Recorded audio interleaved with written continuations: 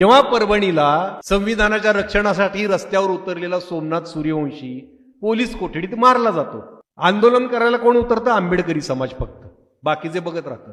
बीडला एक होतकरू तरुण उमदा सरपंच संतोष देशमुख निर्घृण पद्धतीने मारला जातो. फक्त मराठा समाज पेटून उठतो. मराठा आंदोलन सुरू झालं, ओबीसींना भडकवलं जातं त्यांच्या विरोधात.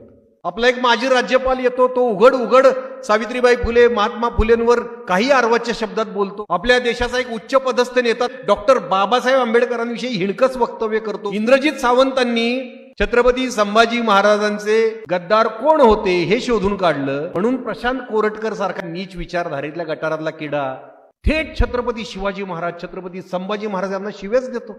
एवढंच नाही तर राजमाता जिजाऊ मासाहेब यांचं चारित्र्य हनन करतो. तरी बहुजन समाज एकमेकांकडे बघतोय. तुझा महामानव आहे ना, तू बोल. तुझा महामानव आहे ना, तू बोल. आपल्याला कळत नाही की आपण आपल्या महामानवांच्या विचारांची गद्दारी करतोय. फुले शाहू आंबेडकर ही त्रयी तोडली, ज्याचे परिणाम अख्खा देश भोगतोय. महामानवांच्या अनुयायांमध्ये उभी फूट पडली. आपण आपल्यातच भिंती उभ्या केल्यात आणि त्यामुळे आपणच गुलामगिरीत लोटले जातोय. कुठल्याही बळाशिवाय ही भूमी वर्चस्ववाद्यांच्या ताब्यात चाललेली आहे, जवळजवळ गेलेली आहे. काही त्यांना बळ लावायला लागलं नाही, फक्त तुमच्यात फूट पाडली.